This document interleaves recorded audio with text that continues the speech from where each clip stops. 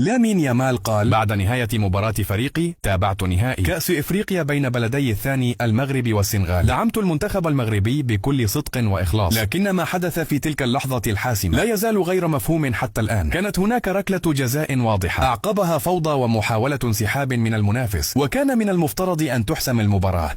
نجم المنتخب النيجيري أليكس إيوبي قال: تحية خاصة للجماهير المغربية، أتمنى من قلوبكم أن تسامحوا إبراهيم دياز بعد ضياعه ركلة الجزاء، فهذه هي كرة القدم، لحظة قد تصيب وقد تخيب. إبراهيم قدم بطولة كبيرة وأداء أكثر من رائع.